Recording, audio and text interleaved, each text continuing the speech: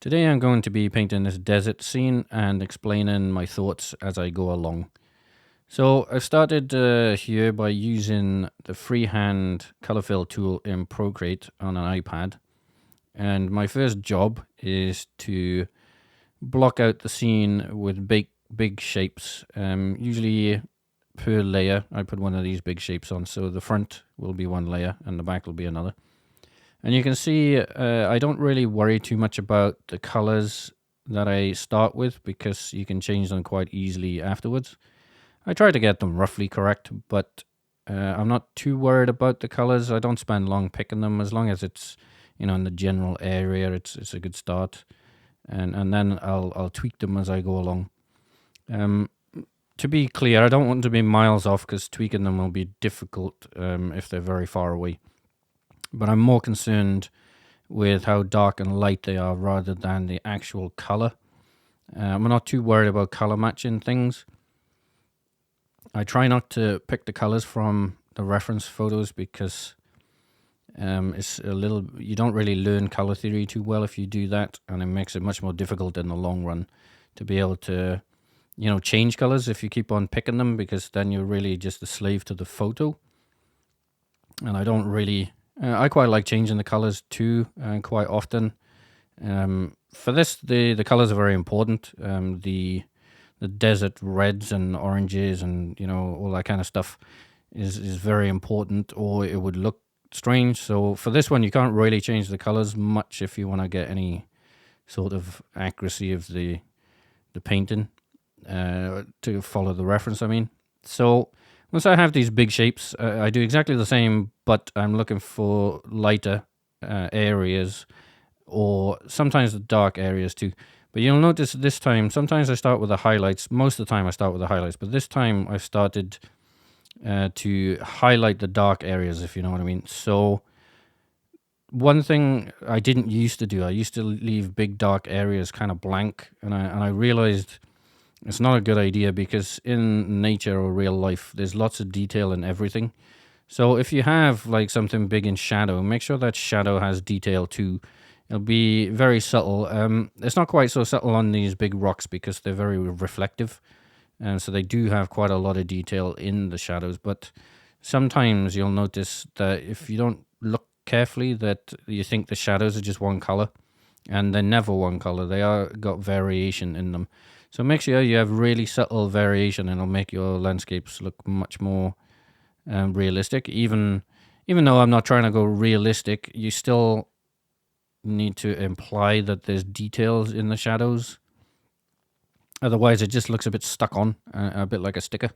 So um, here I'm using the pen a little bit. I'm just using the technical pen that comes with Procreate, but it doesn't really matter. Just any hard brush will do. And to get detail, I kind of just scribble quickly in the correct direction of whichever way the rock's going.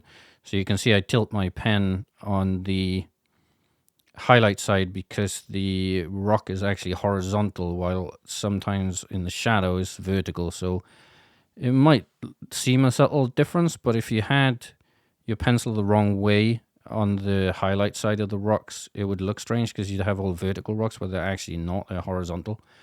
I guess that's from all the millions of years of different versions of the rocks. You can see it more clearly on the background rocks where they have all those horizontal different parts of the rock. So I've never actually painted a desert scene like this. I don't think I've maybe ever painted desert rocks. Oh no, I did once in acrylics, so that was quite good.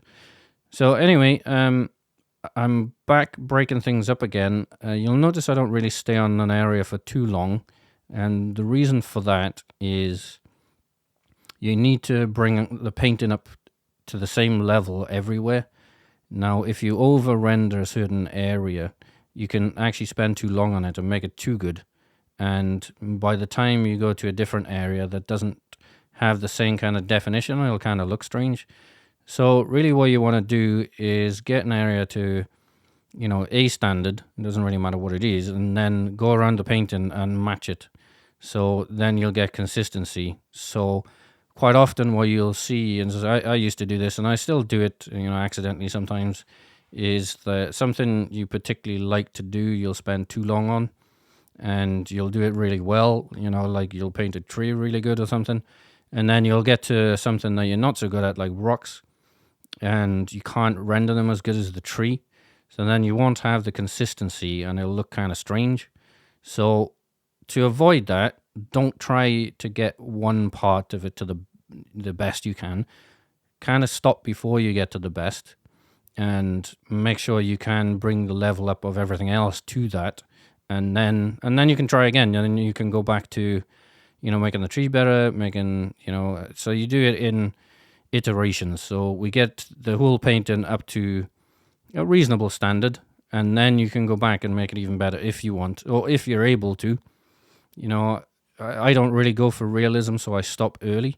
But realism is really just going over and over and over until it becomes, more realistic. And what that really means is you're just rendering more and more. So it's up to you when you stop. If you like to carry on, then carry on. I mean, if I wanted these rocks more realistic, the big two rocks in the middle, what I'd be looking to do is add more color and more variation and more subtlety. So that's what realism is it's got lots of textures and lots of different colors. So I limit myself because I like this style, the more simple style, which is a bit more graphical, where I'm only using 2 or 3 colors per large block. But in real life, there's lots of variations of these reds in there, and you need to use them. And they're not just reds; they'll be like purples and blues, really subtle versions of them. So the realistic stuff has a lot of different shades of color. But I don't find that so much fun, so I like to keep it nice and simple. So I'm working on this green brushy stuff. I don't.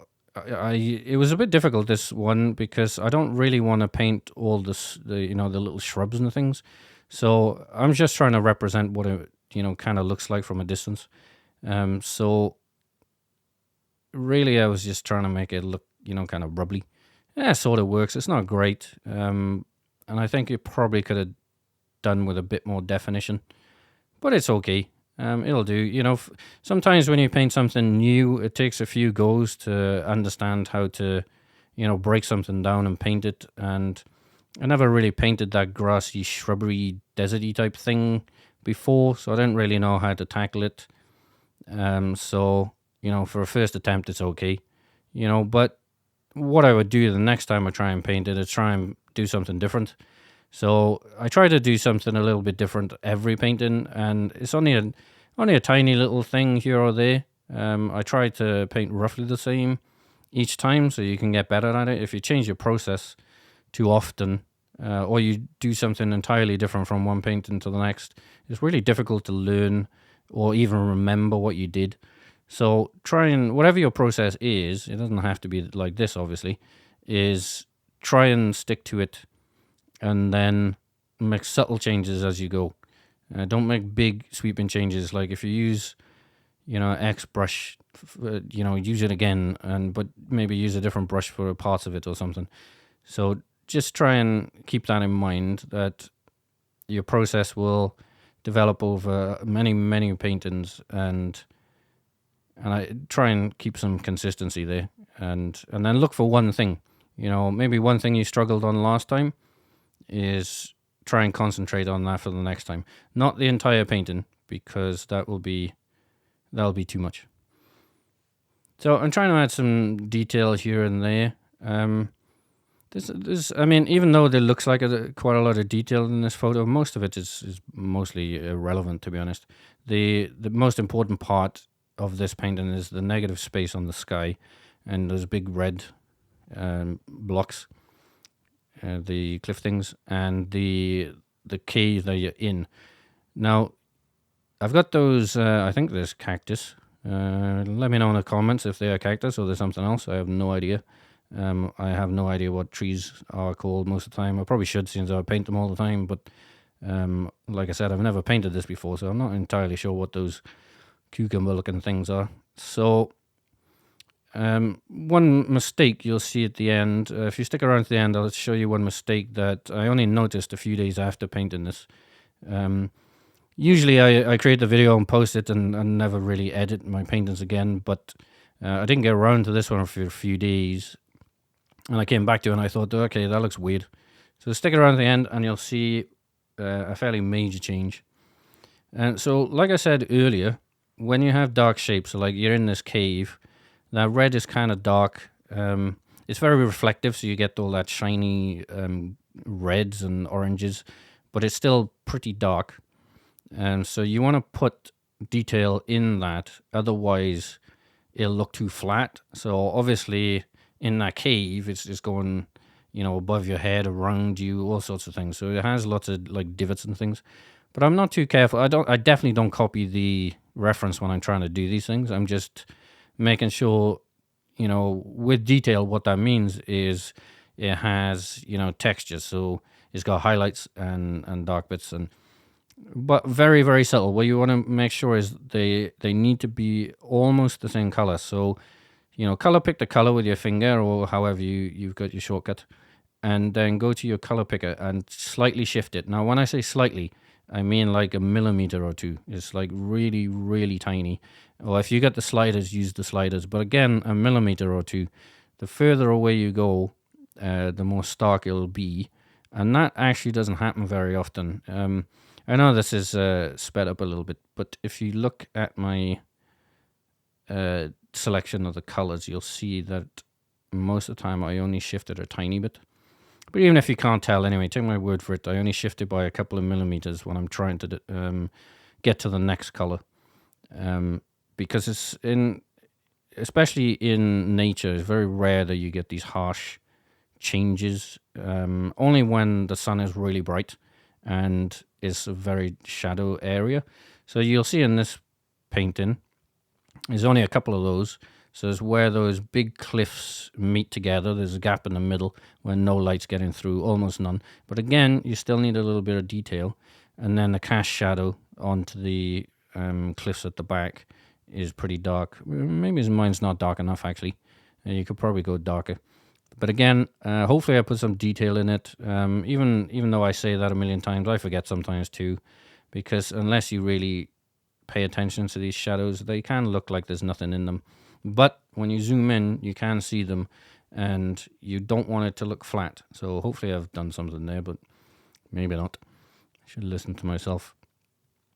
So the one thing I wanted to nail here, and when I look at a painting, reference a photo or something that I'm going to paint, if I'm not making it up, I try and see what's the most important thing and try and make sure I get that.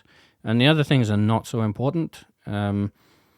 As you can see, the brushes and all that kind of stuff, I have barely even painted at all, because they're just kind of grey, ugly little things, so I don't really want too many of those anyway.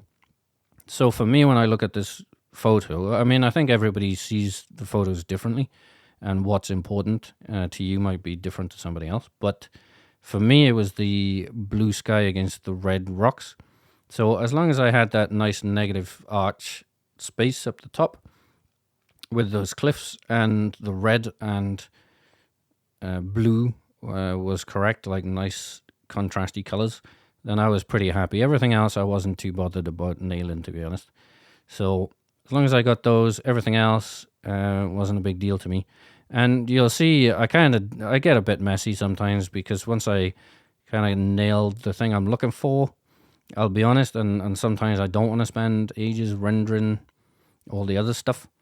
And you'll see I can be quite sloppy. There's nothing wrong with that. I mean, I like to paint more and more often rather than spending a long time rendering, bushes and things. But if you do like that, then there's nothing wrong with that. So I'm coming to the end now, and I'm pausing here and there because I'm wondering what to do and what's going to make a big difference. And obviously I could do a lot more, tidy things up and make it more realistic. But like I said before, you'd have to do it everywhere. So I said I had a big mistake, and the big mistake was that cactus tree thing on the left. Now, I think you're in a cave here, so I don't think that would happen, basically. So I ditched that and put a little bush in, and I think the composition works better than the photo reference I had. So if you like this, give me a like and sub, and I'll catch you in the next one. Thanks.